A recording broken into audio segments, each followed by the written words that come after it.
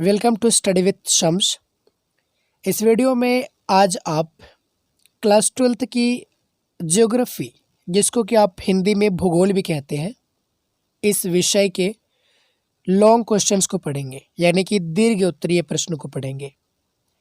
पिछली वीडियो में मैंने आपको बताया था कि आपके एग्ज़ाम में जो सब्जेक्टिव क्वेश्चन होते हैं ना, ये भी दो तरह के होते हैं, 2 टाइप्स के। एक तो शॉर्ट क्वेश्चन होता है जो कि 2 अंक के लिए पूछे जाते हैं, 2 मार्क्स के लिए, और एक लॉन्ग क्वेश्चन होता है जो कि 5 अंक के लिए पूछे जाते हैं आपके एग्ज़ाम में। तो इस वीडियो में जो प्रश्न बताया गया है वो संभावना है कि आपके एग्ज़ाम में 5 अंक के लिए पूछे जाए। ओके, देखा गया है कि आपके एग्ज़ाम में जो ऑप्शन होते हैं 6 होते हैं। 6 में से आपको 3 का उत्तर देना होता है। 3 × 5 = 15 अंक आपको दिए जाते हैं लॉन्ग क्वेश्चन के लिए। ठीक है, कई प्रश्नों को मैंने देखा है कि बार बार रिपीट किया गया है, उसी के आधार पर एक प्रश्न को मैंने इस वीडियो में शामिल किया है।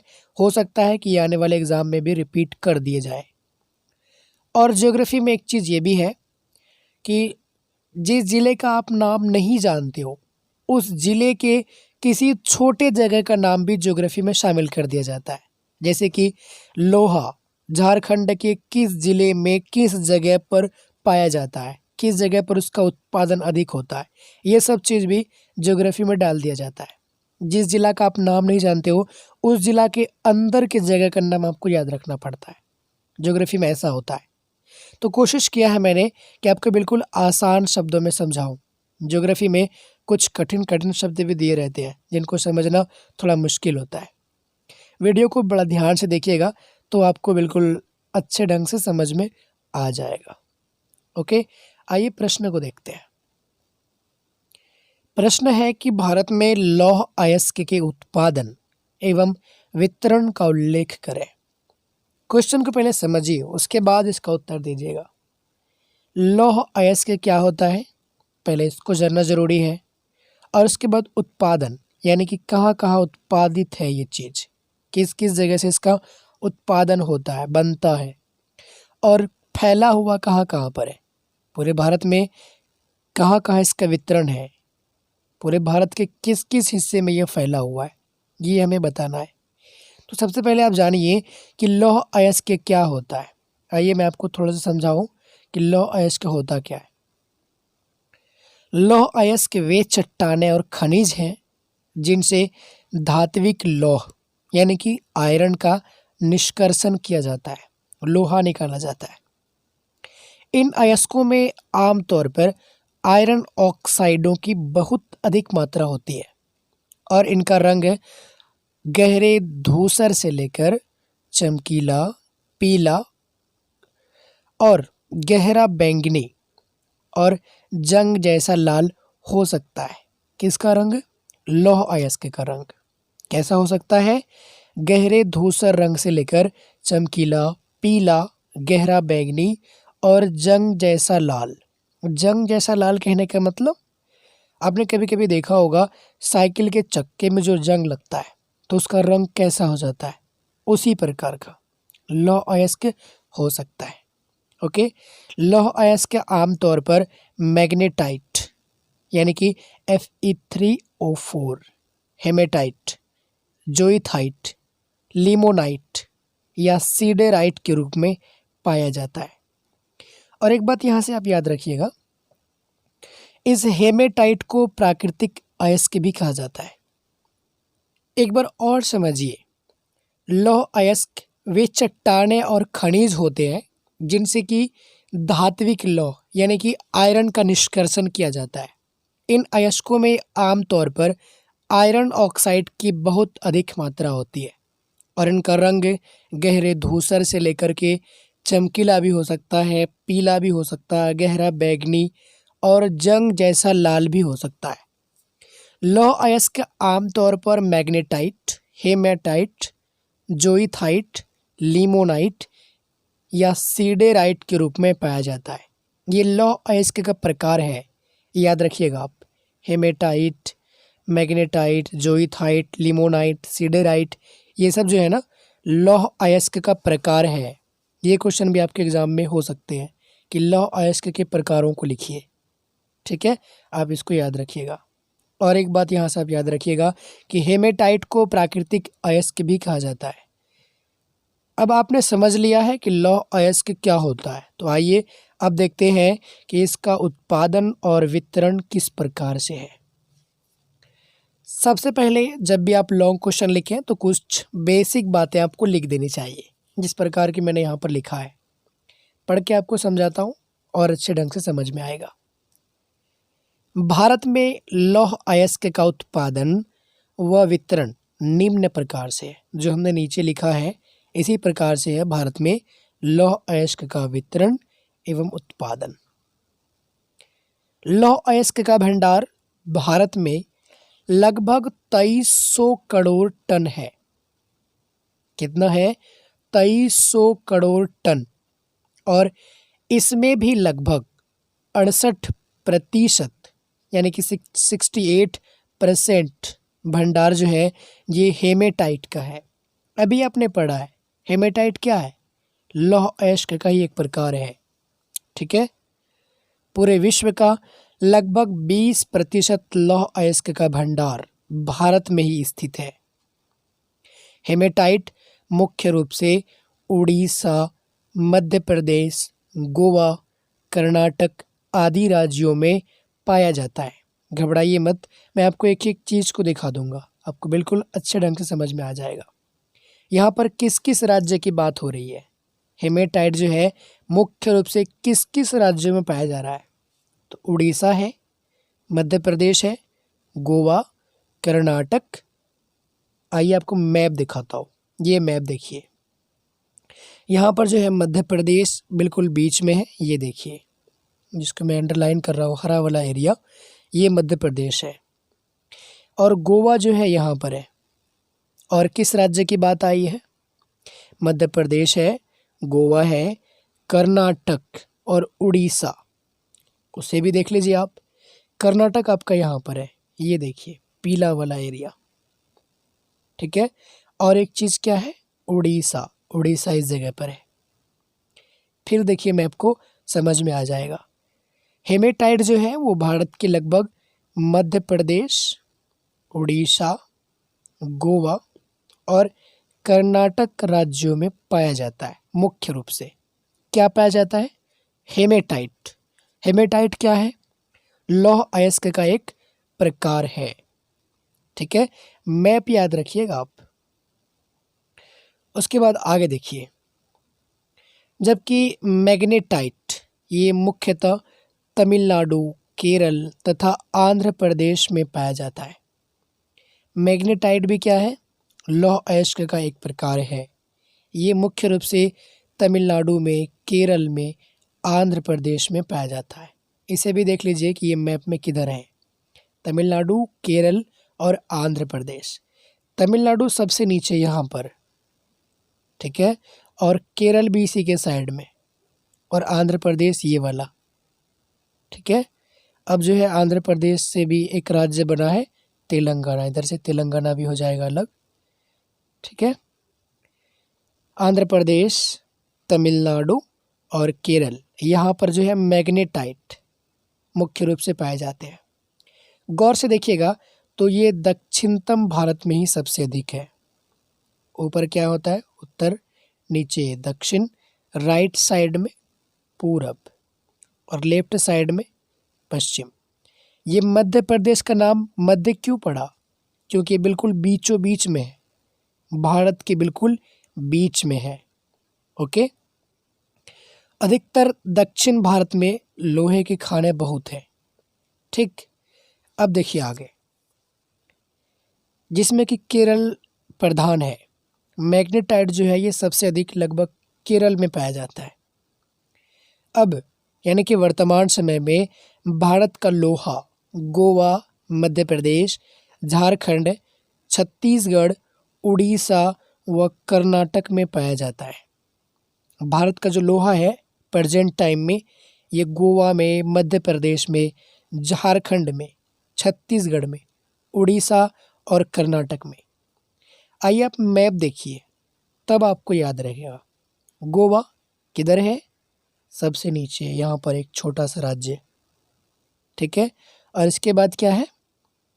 मध्य प्रदेश, बिल्कुल बीचों बीच में, ये वाला, ठीक।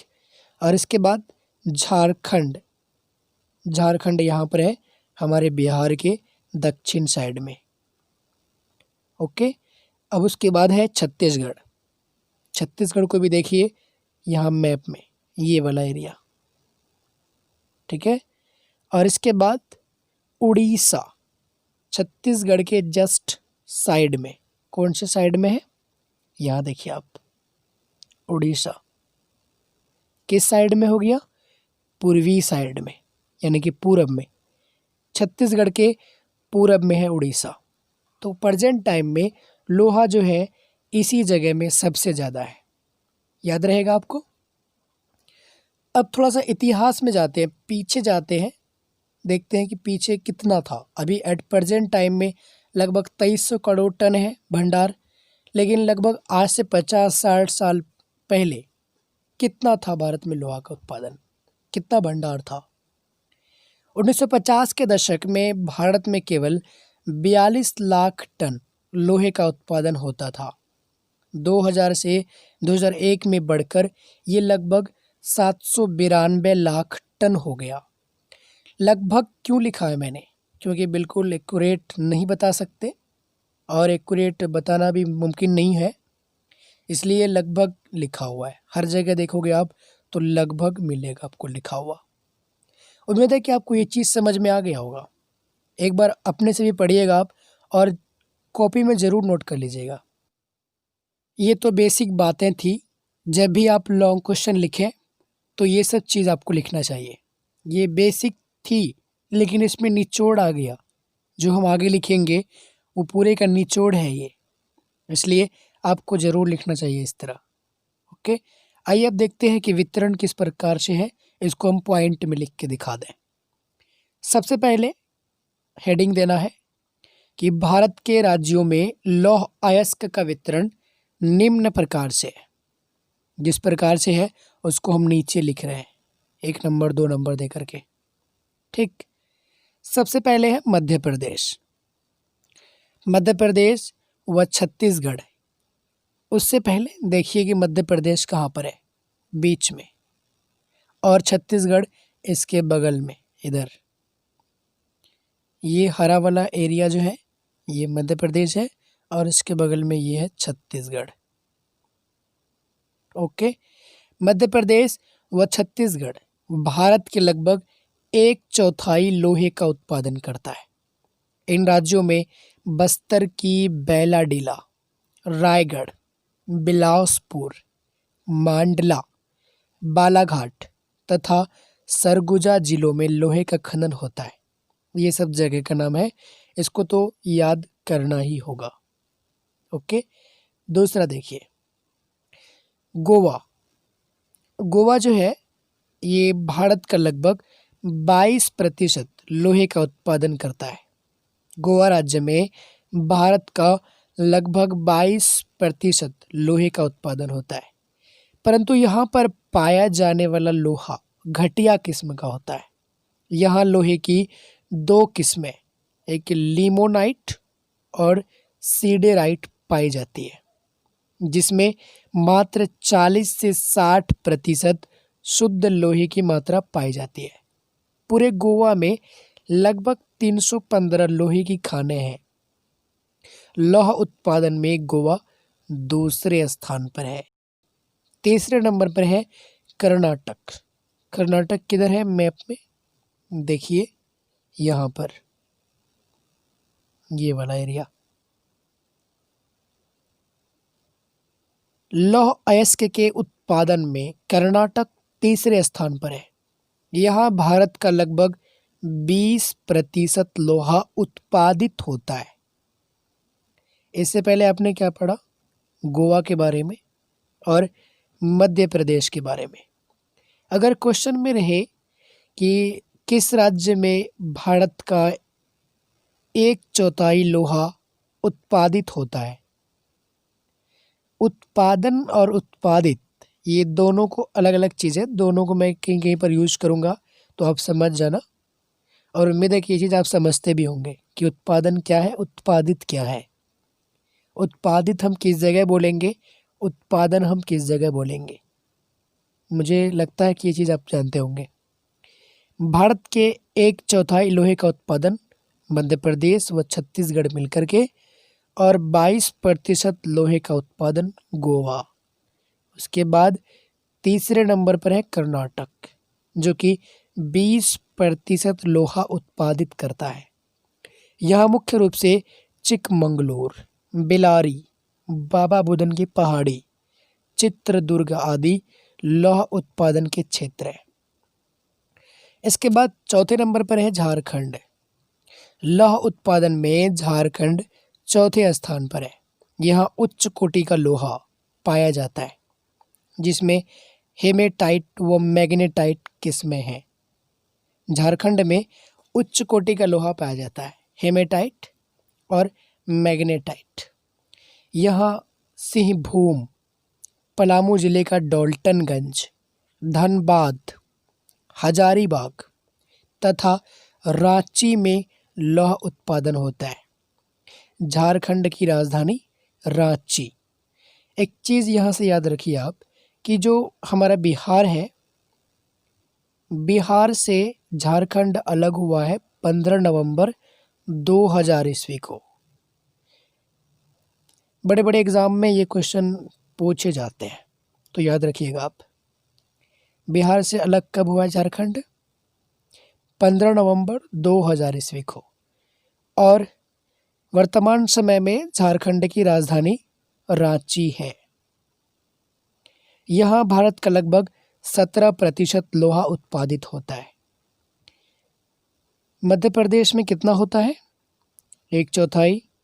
गोवा में 22% लगभग, और फिर कर्नाटक में लगभग 20%, झारखंड में लगभग 17%।